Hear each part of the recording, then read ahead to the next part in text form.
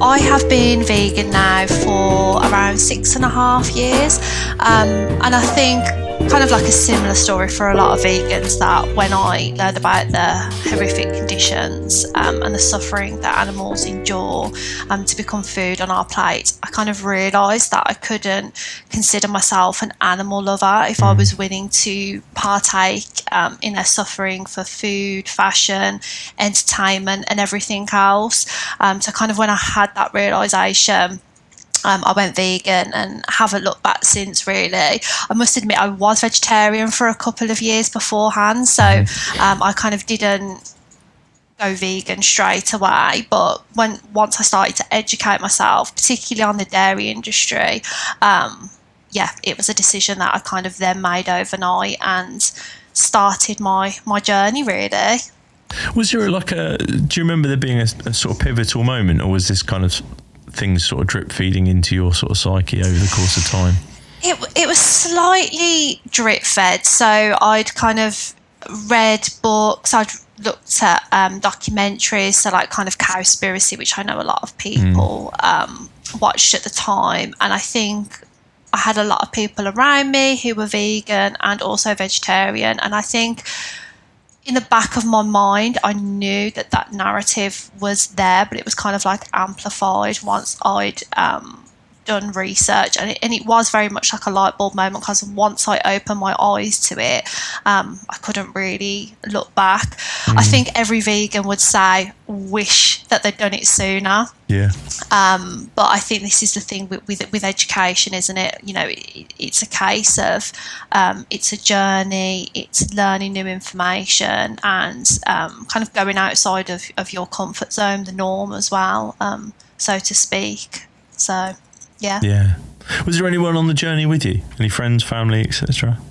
So my parents are actually vegan. They were vegan after me, but they were vegetarian for years and years before I was, and I did have a couple of friends that were vegan at the time before I went vegan. So, you know, I was having those positive conversations with people, and I've always been surrounded by animals. So, you know, I've always had non-human animal companions within my family. You know, I've always visited animal sanctuaries as opposed to zoos. So those sorts of things, even though at the time when I was younger, that narrative of being vegan wasn't necessarily there, that compassion element has kind of always been threaded throughout my life of looking at non-human animals in a compassionate sense rather than for like entertainment, say. And I've kind of always viewed animals as equals, as opposed to kind of any form of ownership or using animals for any form of suffering. But I think it was like a slow process, and then kind of once I started to educate myself, I kind of got to a point, as I said, where I felt, could I consider myself an animal lover if I'm willing to partake in this suffering? And I think it was just putting those dots together that I hadn't necessarily put together before. Was there an element of like anger almost at sort of, you know, I'd considered myself an animal lover for so long, sort of society had told me one thing, I then find out this other thing. And then, you know, it's difficult to then walk through the world looking at the sort of hypocrisy of, you know, particularly in the UK, where the kind of moniker, we're a nation of animal lovers, etc. Sort of that whole sentiment doesn't really chime with you once you sort of discover veganism. Like, how did you feel going into that, and then figuring those things out with the kind of context of you being an animal lover? Yeah, absolutely. I think there is an element of, once I had become vegan, obviously I'm viewing the world through a very different lens, and it can be really tough when you've got these narratives and people are living in a way that don't necessarily mirror with the way that you're living, reducing animal suffering, you know, trying to avoid animal exploitation. But I think with veganism, it is a journey, and I think I did have a level of compassion for my previous self and for other people as well, because I think sometimes it can be really easy to feel that kind of like sense of not necessarily anger, but just feel that sense of frustration. But I think everybody's journey has to come from a starting point. So, and I think when you've had this narrative and there is a like a gap in education, it can be really easy for people to kind of follow like a social norm, in kind of like in any sense really, not even necessarily to do with veganism, but it's very easy to follow a social norm that's considered that's kind of like considered the overall belief.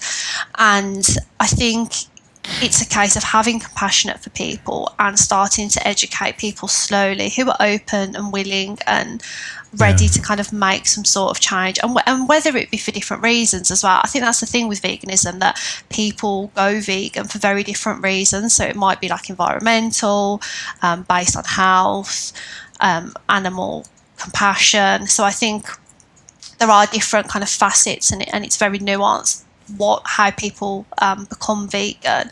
But whatever the kind of reason, I think it's having that support system and being open to having honest conversations with people. So yeah, I didn't feel necessarily like a sense of anger. It was more frustration, and a part of me, because I'm so passionate, and you know, being vegan is who I am. It's part of my identity.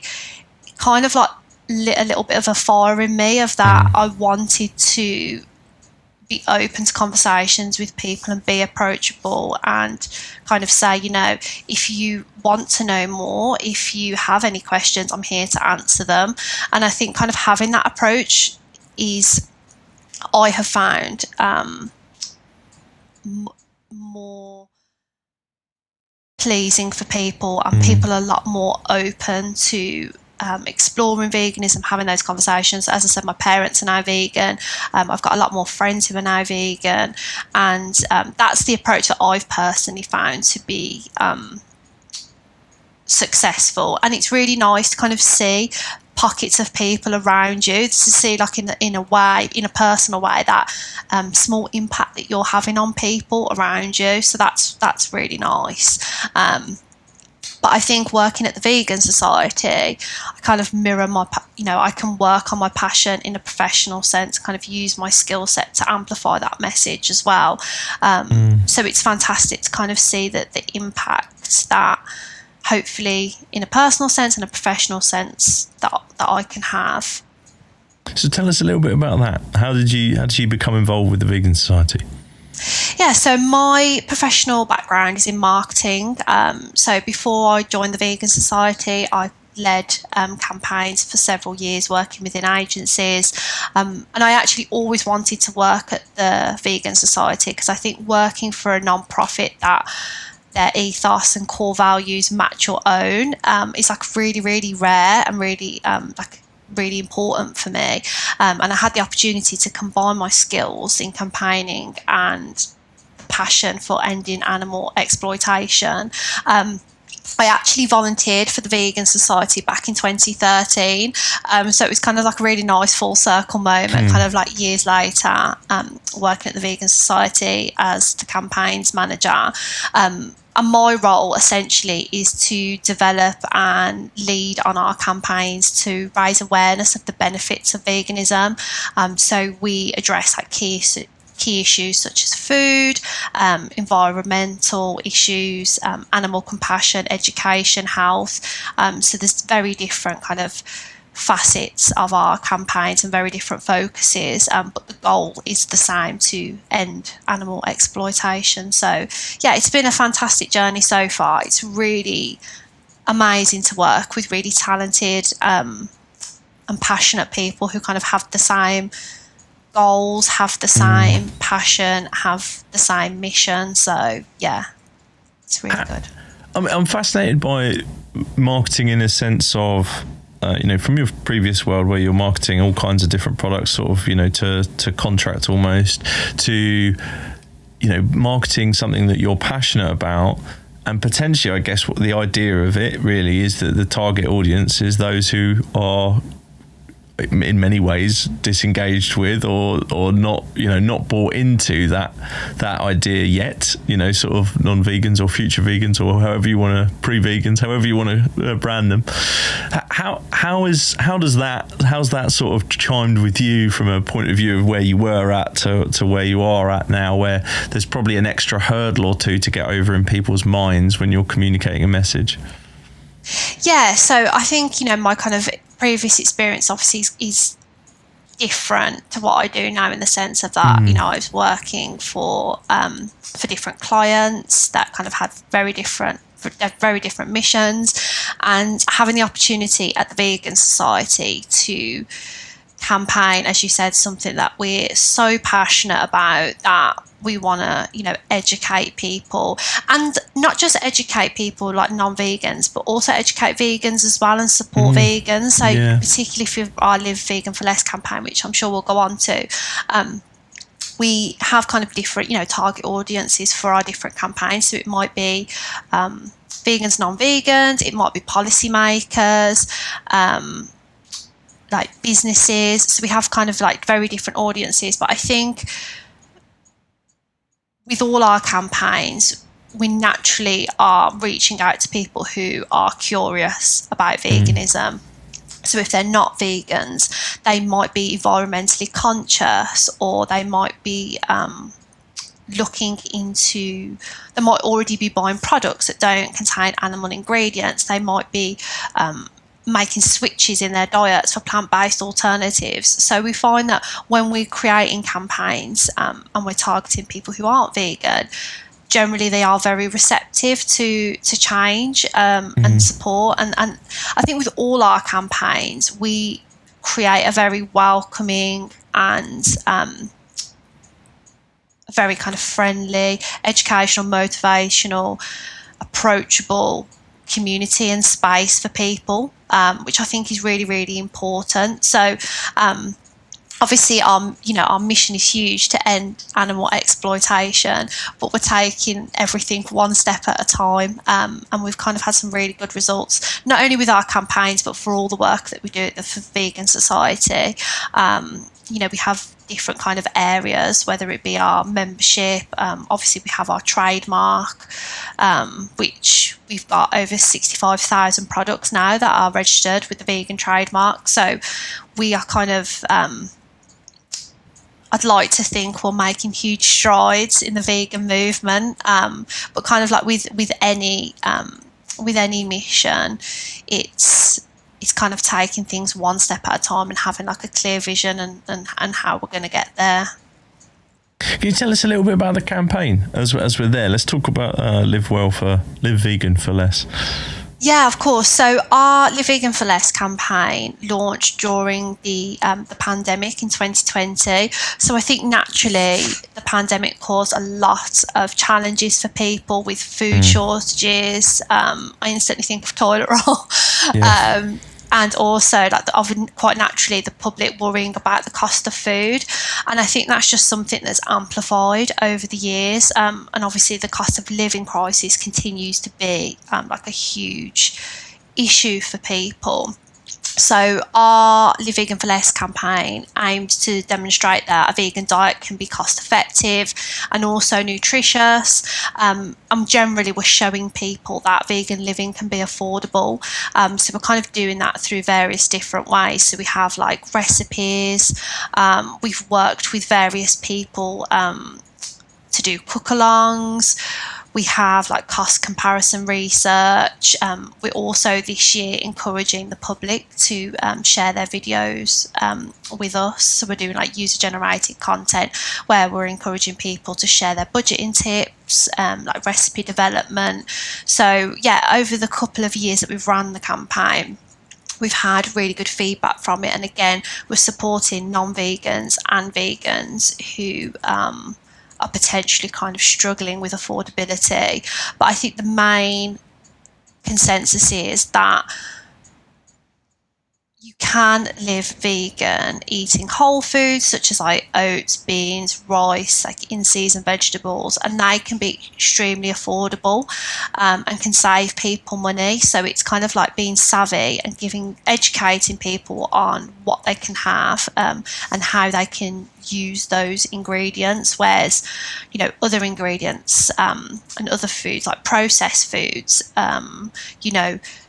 it's absolutely fine to have those kind of in consideration, but they can be more expensive, as non-vegan processed alternatives are as well. So it's kind of just giving people the education on what they can use and how they can use it. So for example, like batch cooking, things like that. And although those sorts of things might seem quite common to a lot of people, I think there is still that gap in knowledge of how people can best utilize their space, whether it be their kitchen space, or make meals in bulk, or actually what to use. Like for example, you've got items that are nearing their best before date. It's little things like this, but they all add up to saving people money, and that's what our aim is, to educate people on how they can essentially live vegan for less.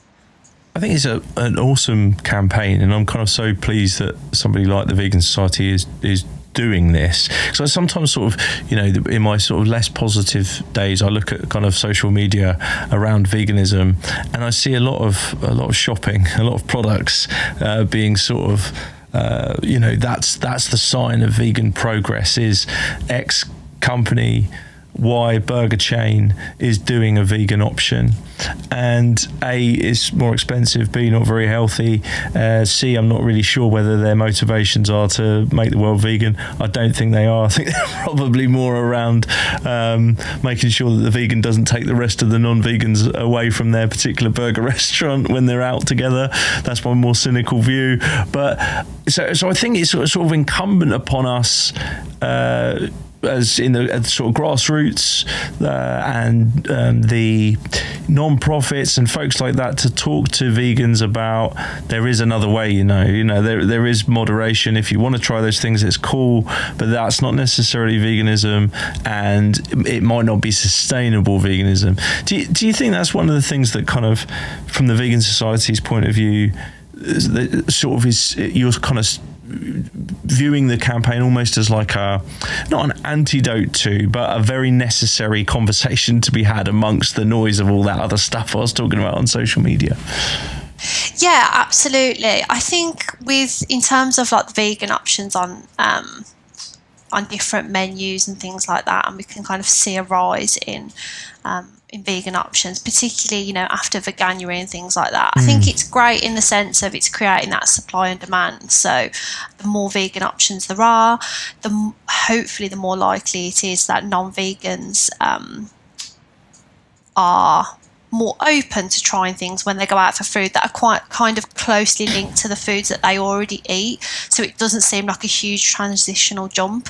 But I think, as you said, with our Live Vegan for Less campaign, I think it is a necessary campaign, not only because it's during the cost of living crisis, but it's really stripping everything back and saying to people that you can live a healthy and have a budget-friendly diet with staple foods that don't have to cost a lot of money. And and people have very different needs. You've got obviously people who are feeding families, you've got people who are potentially training for marathons, whatever it may be. So everybody has kind of like different needs, and I think it's just catering for vegans and non-vegans and providing that education to them of how they can be healthy and live with a cost-effective diet. Obviously, folks can check out the website and so on, and they can find all the recipes and all the amazing resources. But to kind of give people a little insight, what's the kind of starting place, do you think? If say you're not vegan and you're coming into the kind of world of veganism, and you're seeing the supermarket shelves full of all the alternatives and so on, and you're thinking, okay, so this veganism thing is expensive. Where and you mentioned the staples, etc. But where would you start? What, like brass tacks? What are the kind of products that you consider, and the resources that you'd go to? Obviously, the Vegan Society being one of them. Yeah, I think in terms of resources, obviously we've, as you said, we've got our website. We also have an app called VGuide, which is really good because it has video content from vegan experts. You can actually organise your meal plans and recipes as well, so it's really supportive for people who are at the start of their journey. We also have our Veg One supplement as well, so we kind of have different resources. But in terms of educating people further outside of the Vegan Society, I think we live in a society now where we have information in abundance. It's not always necessarily right, but I think there are many cookbooks out there that people can look at, and not necessarily even having to pay for things. You can look on YouTube and find vegan chefs, recipe developers. There's so many people on social media who can provide tips, and all this content is free for people to use. But in relation to your question about people being at the start of their journey, just to kind of briefly talk about another campaign that we have, our One Little Switch campaign. So that's an environmental campaign that we have that kind of helps people to start their journey of plant-based alternatives and show the impact that can have on the planet in terms of their carbon footprint. But I think encouraging non-vegans to start with to make simple switches. So looking at their diet now, and can they make simple plant-based switches? So whether it be, if you have milk, can you swap that out for supermarket owned plant-based alternatives? If you're making a chicken curry, why not swap out the chicken and make a chickpea curry? Chickpeas are really high in protein as well. Lentil curry, things like that. So I think it's making simple switches, and I would really encourage people. I know that it can be really daunting for people to begin with because they don't know where to start. So I think it's looking at their current meals and not trying to completely reinvent the wheel, but how can I veganise this meal? So as I said, if I'm making a pizza, okay, well, can I put veggie toppings on that instead? If I absolutely love mac and cheese, okay, well, how about I have nutritional yeast and use cashews instead, which is amazing. That's not my favourite meal. And you can kind of make a plan of the meals that you love and just slightly adapt them to veganise them, and then using online resources to kind of amplify that. So you can then look for potentially, okay, how do I make vegan cheese for vegan mac and cheese? How many cashews do I use? How much nutritional yeast? And those sorts of things go a lot further as well, as opposed to like buying a bag of vegan cheese, which can be more expensive. So, and like with chickpeas, things like that, generally they're staple items that are high in protein, and they're much cheaper. You can get, big bags of lentils. You can get cans of chickpeas, and obviously you've got your tofu as well, and tempeh, which are really, really easy to prepare. And I think the great thing is now, compared to when I first went vegan, there's so many options in the supermarket now that weren't necessarily available. I kind of feel like when I first went vegan, there wasn't really sandwiches in the supermarket when you were out and about, and there was sometimes a lot of places didn't have vegan options. So it's so good to see that there are more products on the market, there are more options. But I think there's something to be said, and you kind of pointed this out as well, that is great, but when people are trying to save money and affordability is a real issue, then people can't afford to eat out all the time, and it kind of then can put people off, and people can think, oh, okay, well, I'm better off eating X because it's cheaper, whereas actually, you can create quality meals in the comfort of your own home, and they can be much cheaper. We've actually got, as well, as part of our Live Vegan for Less campaign, and we've developed some menus So we've got a 3-course Christmas menu, which is available on our website for people to download for free. And a 3-course Christmas meal for 6 comes in much cheaper than a traditional Christmas meal. And currently we're developing a summer barbecue menu, and we've got some really, really great dishes on that. Again, kind of coming at less than £2 per person. And we're also developing a student menu as well. So that's something that we're really keen on, not necessarily just providing recipes and also kind of nutritional information, because we do have an in-house dietitian who can, who does provide all kind of like analysis for us and nutritional tips, but actually providing something in a digestible format that people can take away, like the menu. So yeah, there's plenty of resources out there for people, but I would always give the tip to begin with of, if you want to go vegan and you're struggling with where to start, make those small changes, because I think the most important thing is that veganism is a journey, and I think sometimes in the conversations of veganism that can get a bit lost. There can be this guilt of, I'm not doing this right, and I want to kind of go vegan overnight, which is fantastic if people can do that, but if people kind of want to take those steps, it is a journey. So I'd encourage people to kind of make those simple swaps, look at their recipes, how can they make changes to them, and I'd say look for support as well. I think any decision that people make in their lives, having like a network of people close to them, whether it be family, friends, colleagues, having people that can kind of hold space for you and encourage you, motivate you as well, is really, really important, because I think that can be really hard for people with any major change in life. If you don't necessarily have that support network in some capacity, it can be difficult for people to kind of make those changes. But I think I will say that there's so many supportive vegan communities out there. So whether it be, like ourselves, the Vegan Society, whether it be social media influencers, Facebook groups, whatever it might be, I think it's helping people find their tribe as well, and people who can support them.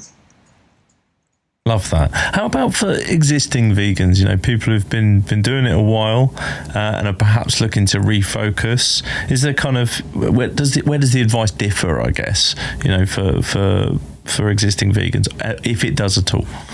Yeah, that's a great question. I think obviously with non-vegans, it's more that educational piece and kind of helping people at the start of their journey. If we're talking to vegans, they're already well on that journey. They have that foundational knowledge. So I would say that the support differs in kind of helping them to continue on their journey. So in terms of like Live Vegan for Less, very similar, but providing recipes for vegans to kind of like help them manage their money, help them to live vegan more on a kind of like their own budget, to ensure that it's more affordable, because the cost of living crisis has affected everyone, vegan and non-vegan. So I think the messaging is slightly different in the sense of it's more kind of helping people to continue as opposed to start, because they've already got that foundational knowledge. They're already there. They already kind of have that passion and kind of know how to live vegan. But it's more from a Live Vegan for Less sense. It's kind of, okay, well, how can we help you save money, and how can we help you live vegan for less? I know I keep saying the campaign name, but I think it's a great campaign name because it kind of says what it is on the tin. And I think now more than ever, I know I keep saying this, but I think, affordability is one of the central conversations for people in their kind of like everyday life, because whether it be bills, whatever it may be, in some way everybody is feeling the constraints of the cost of living crisis. And I think saving, particularly when it comes to food shops, I don't know about you, but it's kind of like an ongoing conversation that you have with people of how you do your weekly shop, monthly shop, however you do it, how much, now it can be for food. Yeah. And, for people it can be crippling. So it's important to provide support for people. And I think the key as well is not necessarily eating on a budget, but not compromising on that nutritional element. But you don't have to eat a vegan diet that can be cheaper, but it can be healthy as well. But as we touched upon about the plant-based processed alternatives and the non-vegan processed alternatives, it can be easy to rack up on spending. So it's just being savvy about what you spend your money on. But I think it's really hard when people just don't know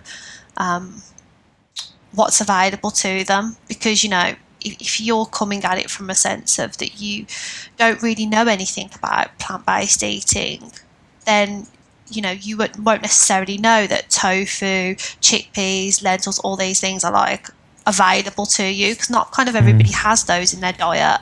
There are people who eat plant-based options as well as meat, but for some people they kind of might have very little to no veg in their diet, or no legumes or anything like that. So it's kind of like providing information across the spectrum for people, no matter where they are on their journey. Something you said there really sort of chimed with me, made me think, I've been vegan for 7 years almost, something like that. And I actually think maybe because I might be wrong here, but because there was less alternatives available, sort of analogues available in the shops, or at least that was my perception. Maybe I just didn't find them at the time. And so my kind of the opening resources I had, the people I kind of turned to at the beginning were like Jade Crawford from Forest Green Rovers. I remember her being a big influence on what she cooked. Deliciously Ella at the time, and those kind of cookbooks. It basically took me down a more of a whole foods kind of plant-based way of eating, and I definitely was eating healthier probably at the beginning than I am now. And so it's actually just arguably made me think, and definitely cheaper as well. It's actually just made me think sometimes for us existing vegans, it might be a case of reconnecting with something that you've heard along your journey, when you talk about it as a journey. And I think that's so true. You go through probably phases, different points in your life. You discover different resources, and some of those might be a fantastic influence on you, and others might not be such a good influence on you. Like you're desperate to try every vegan cake that exists. That might not be so good, and that's the kind of world that I've probably lived in for a year or two. And I'm now thinking health, and I'm thinking cost of living, and so on and so forth, and just even making your own food and taking it into work rather than buying out, something I've been doing recently, and it has reconnected me with some of the older recipes and some of the things that I knew before, and turning back to actually looking up a recipe in the first place rather than relying on there's an option there. So I think that, like you said, there's so many resources out there, and sometimes when you're in the community for a while, you can almost switch off to them. They're just there. Yeah, I completely you stop resonate. Looking at them. Yeah, I completely agree with you on that. I think, as you said, kind of when you become more seasoned and you kind of, you know what staples to go for, as you said, you can kind of like lose those resources in the process. And I don't know about you, but I think one thing I kind of love about a vegan diet is I'm way more creative now than I ever was when I wasn't vegan. And I think it is really exciting to kind of revisit recipes and look at different things and find new inspiration. So, for example, I've kind of started making overnight oats again. Nice. And I'm just loving at the moment kind of looking at so many different recipes and so many different variations and things I can make. And I kind of hadn't done that for a while. So, yeah, it's really exciting when you kind of get that creativity back for making different things. And yeah, I'm definitely more creative than I used to be. Even things like kind kind of when I have friends round, or if I make food for people, like shiitake mushrooms, so versatile, and tofu and things like that. And people are like, oh my gosh, this is so nice. Like, what is this? And or jackfruit, things like that. And it's just so versatile, and it's lovely when you cook for people and you see people's reactions, and they really like enjoy the food that you're making. And sometimes people can't believe, like, oh, this is mushrooms. This is because they're so versatile, and you can do so many different things with them. And the kind of creativity element has been kind of one of the things that have really stood out for me on my journey in terms of the food. I've really enjoyed kind of discovering new things like cauliflower wings. When you said then about on your vegan journey, kind of going through a phase of trying every version of something, I feel like I've been through that with cauliflower wings. I've tried like I've got to try them everywhere. How can I perfect my own recipe? I'm obsessed with them. It's lovely being so creative, and I wouldn't necessarily consider myself like, I was never someone who particularly cooked very well before, and I didn't necessarily find like a passion in the kitchen, if I'm honest, but since I've gone vegan, I do find like a renewed sense of excitement when I make things, and when you can perfect recipes, and when you can share them with people, because I love seeing people's reactions. And then they're like, oh, are you going to make those cauliflower wings next time? And I'm like, oh, you really enjoyed those. I feel like I need to get the recipe off you at some point. Yeah, I'll share it with you. I'll share my secret recipe. As you've been through all the testing, it feels... Exactly, I'm a seasoned cauliflower wings maker. You can save me some time. I love it. So where would folks go to find out about the campaign? So if you head to our website, vegansociety.com, we have a section called Get Involved on our website, and under that we've got all our campaigns, and obviously the Vegan for Less will be under there as well, so you can find all our resources, and obviously there's additional information on our website as well, in terms of our Veg One supplement, and also our membership as well. So our membership is from £2 a month, and you can get over hundreds of discounts through that. So there's different things to explore, different information. So I would say in terms of our campaigns, head to the Get Involved page, but we have lots of other resources as well. But I would say to kind of keep your horizons wide and explore different things. There is so much content out there, and so many amazing people that want to support and educate people. So I think kind of the world is the opportunities are kind of fairly limitless, and information that people can absorb as well. But we've got lots of information on our website. You reminded me of the app, actually. Yes, the V-Guide app. I'm going to go and have a look, because it's been a while. That's another one of those resources that I had and looked at and haven't looked at for a while. I need to reconnect. Absolutely, and it's a great starting point for people who are just starting out. But I think the great thing with the Vegan Society is, we have a lot of expertise. We have in-house dietitians, so if anybody's got any questions in regards to nutrition, or any kind of like general questions about living a vegan lifestyle, we always encourage people to reach out to us, because we're here to support people on that journey. Again, I know journey's the buzzword for today, but I just think that's such an important message for people, because when people are starting off, it can be really daunting. And I know I've said this already, but using that kind of narrative, like, I think language is so important, and how we use it and what we say, and kind of the meaning behind it. So very much kind of pitching veganism as a journey, which it is. It makes it inclusive, and it kind of feels like that you can be part of that, and you can make a change, and you can have that support from people as well. It's like the kind of the journey word that we've used a few times, but it sort of makes me think of, and it sounds a bit hokey and a bit pretentious, but I do think it's true, that sort of veganism's kind of or should be seen as a verb rather than a noun. You know, it's something that you do, not just something that you are. And then it's like, you know, you are labelled. That's the end of that. You're vegan, and you carry on in the same way. It's a constantly learning kind of journey. I often refer to in this show the definition, you know, as far as possible and practicable. And sometimes we see that to sort of be the justification for why we need to do something that isn't vegan. But actually you could also view it from the other perspective, which is, you know, am I going as far as possible at this particular moment? Is there more I need to learn? Is there more I need to discover? So yeah, I'm trying to think of it as more of a verb than a noun. I love I have that. sounded pretentious, so the horse has bolted on that one. But I do think it makes sense anyway. Yeah, I completely agree. I think that's, you know, it's exactly what you said. Like, being vegan is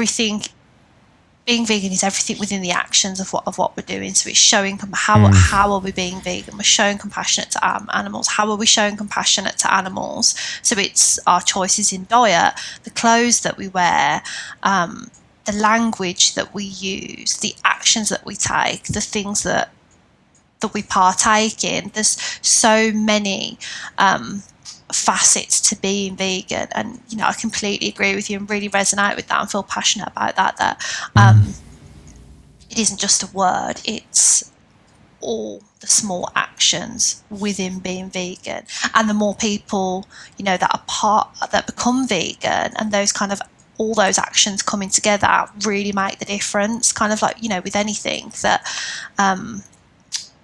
you know, one small action can really make the difference, and when you amplify that with more people, the results can be really powerful. That's awesome. You put it beautifully, Hannah. Much better than I was stumbling around. So, thanks so much for your time. It's been awesome. I'll make sure I put links in the show notes, all the stuff that we've talked about, the campaign, the apps, the whole thing. So, you know, thank you so much. I really appreciate it. I know just how busy you are down at the society. So, thank you. Oh, thank you so much for having me.